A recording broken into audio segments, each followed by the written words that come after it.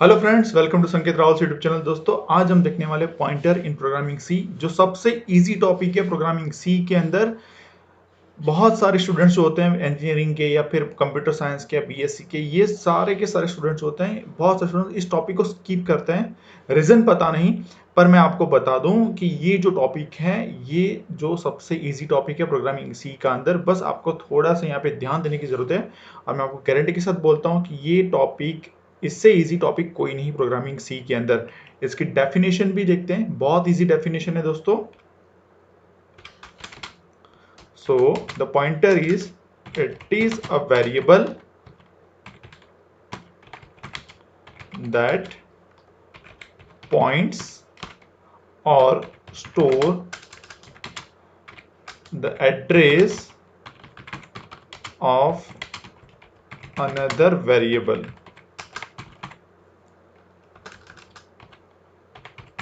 तो जैसे कि डेफिनेशन मैंने यहाँ पे लिखी है, it is a variable that points और stores the address of another variable. इसका मतलब क्या है कि पॉइंटर जो है वो एक तरह से वेरिएबल ही है, और ये क्या करता है, दूसरे वेरिएबल का एड्रेस अपने में स्टोर करता है।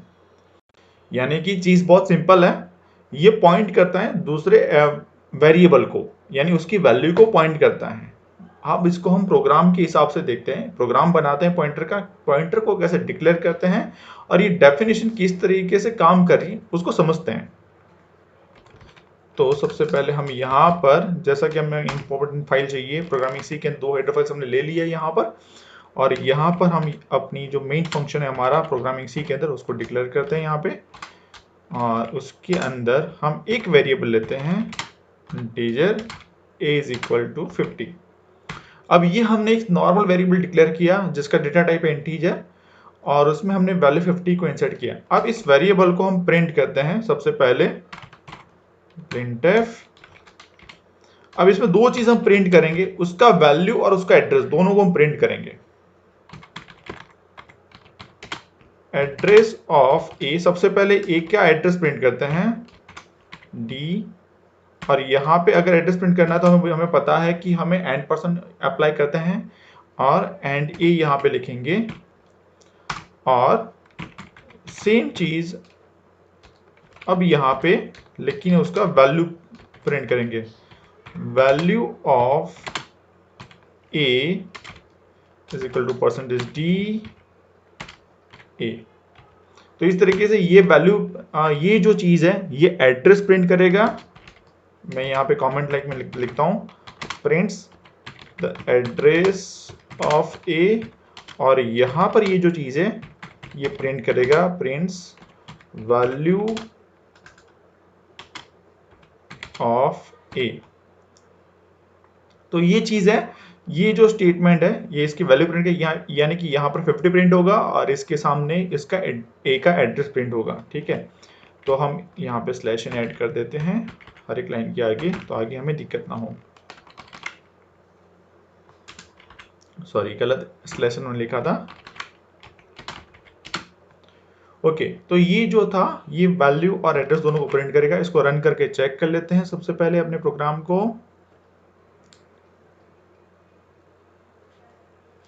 ओके, तो ये जो है ये ए का एड्रेस आ रहा है यहाँ पर। इसको थोड़ा मिनिमाइज करते हैं प्रोग्राम के साथ।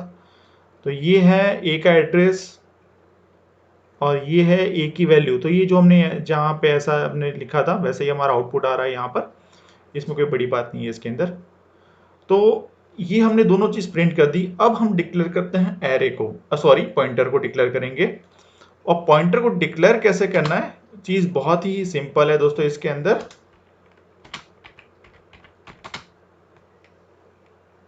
एक सेकेंड, इसको थोड़ा फॉर्मेटिंग कर लेते हैं। ओके, अब यहाँ पर पॉइंटर को डिक्लेयर करते हैं। तो हम इंटीजर टाइप का एक पॉइंटर लेते हैं। पॉइंटर को डिक्लेयर कैसे करना है, तो यहाँ पे मुझे एस्टेरिस्क सिंबल है उसका यूज करना है, यानी आप मल्टीपल के सिंबल को बोलते हो जिसको, लेकिन एक्चुअली इसको एस्टेरिस्क बोलते हैं। एस्टेरिस्क का सिंबल और पॉइंटर का वेरिएबल का नाम आएगा। तो मैं यहाँ पे p नाम का एक वेरिएबल लेता हूँ जो डिक्लेयर किया हमने यहाँ पर। तो ये पॉइंटर हमने डिक्लेयर किया। ठीक है, इसको कमेंट लाइन में हम यहाँ पे लिखते हैं, इसके अंदर इस लाइन पे डिक्लेयर पॉइंटर, तो ये हमने यहाँ पे पॉइंटर को डिक्लेयर किया। अब ये पॉइंटर के अंदर यानी इस पॉइंटर में, इस वेरिएबल में, पॉइंटर के वेरिएबल में, इसमें हमें क्या करना है, दूसरे वेरिएबल का एड्रेस स्टोर करना है। ठीक है, तो मैं यहाँ पर simply p is equal to लेता हूँ। यहाँ पे वापस अगेंस्ट सिंबल नहीं आएगा, सिंपली p आएगा। तो हम यहाँ पे p लिखते हैं, p is equal to that is and a। अब हमने यहाँ पे बताया जैसे फॉर एग्जांपल कि एड्रेस कैसे रिप्रेजेंट करता है a का, तो एंड a, तो ये एड्रेस रिप्रेजेंट करता है। ठीक है, तो हम यहाँ पे इसके अंदर पॉइंटर के अंदर एड्रेस लोकेट कर रहे हैं। ठीक है, तो हम यहाँ पे एड्रेस को अलोकेट कर रहे हैं, किसको, पॉइंटर को। क्लियर? तो ये चीज यहाँ पर a का एड्रेस ट्रांसफर हो रहा है, मींस कॉपी हो रहा है p के अंदर, यानी पॉइंटर के पास ये जा रहा है। तो ये चीज सिंपल हो गई। यहाँ पे हमने पॉइंटर को डिक्लेयर किया और यहाँ पर p इज इक्वल हमने एंड a लिखा, तो ये बस डेफिनेशन हमारी कंप्लीट हो गई। यहाँ पर it is a variable that points towards the address of another variable, तो हमने ये चीज यहाँ पे खत्म कर दी। अब इसको प्रिंट करके चेक करते हैं कि किस वैल्यू से कौन सी वैल्यू प्रिंट होती है यहाँ पर। ठीक है, तो हम यहाँ पे सबसे पहले printf, अब देखो दोस्तों, हमने p के अंदर है ना वैल्यू 50 को इंसर्ट नहीं किया, हमने 50 वैल्यू को स्टोर नहीं किया, हमने स्टोर क्या किया, a का एड्रेस जो था वो स्टोर किया है। ठीक है, तो यहां पे लिख देते हैं storing address of a into p। तो हमने यहां पर a का एड्रेस स्टोर किया। अब यहां पर हम लिखते हैं सबसे पहले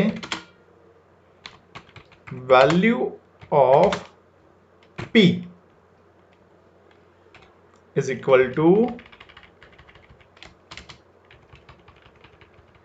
इसको फॉर्मेटिंग करेंगे थोड़ा सा, परसेंटेज d कॉमा p, तो यहां पे हमें p की वैल्यू मिलेगी और यहां पर जो है printf, इसके अंदर slash n value of star p।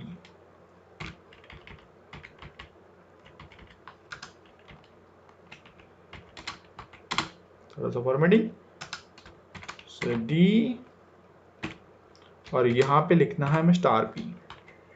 अब दो चीज अलग अलग है, हमने पॉइंटर को डिक्लेयर किया एज जो एस्टेरिस्क सिंबल के साथ, वो जो हमारा पॉइंटर है।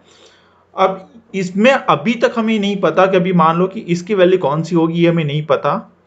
अब ये जो है इसकी वैल्यू पता है हमें, क्योंकि इसकी वैल्यू क्या है, p के पास क्या है, a का एड्रेस है, तो ये प्रिंट होना चाहिए, p का यानी a का एड्रेस प्रिंट होना चाहिए इसके अंदर। बल्कि यहाँ पे क्या प्रिंट होना चाहिए, ये आउटपुट में हम देखेंगे। ठीक है, तो सबसे पहले आउटपुट को जो हमारा क्लोज जो है उसको क्लोज करते हैं और ये है एड्रेस। ठीक है, तो ये p की वैल्यू बननी चाहिए।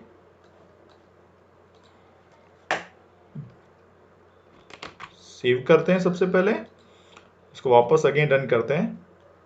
ठीक है, तो अब देखो ये है इसका मैजिक, जो जादू है पॉइंटर के अंदर ये यही है। हमने p के अंदर वैल्यू 50 को स्टोर नहीं किया।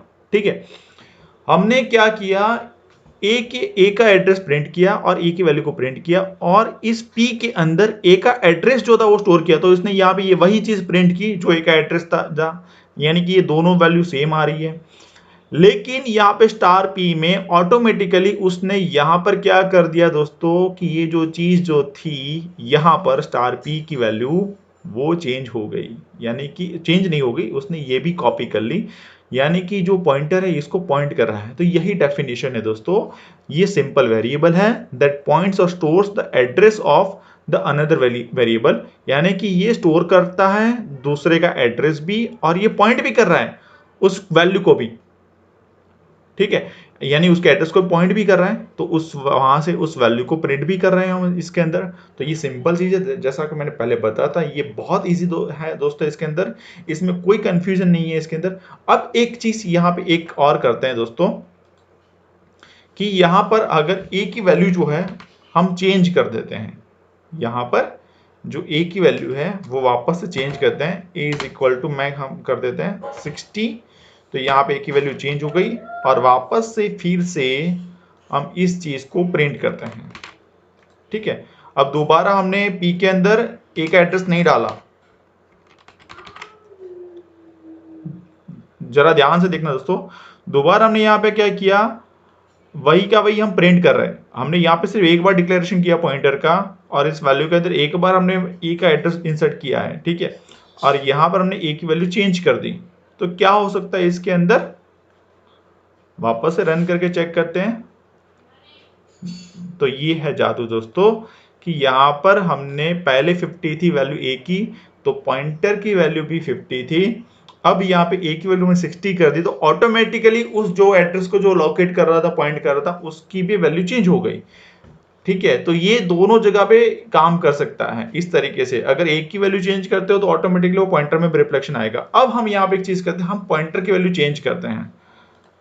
तो मैं यहाँ पे *50 जो है इसको चेंज करता हूँ, p इज इक्वल टू 60 करते हैं, यानी कि हम पॉइंटर की वैल्यू में चेंज कर रहे हैं और इसकी वैल्यू अलग लेते हैं, 100 लेते हैं, तो पता चले।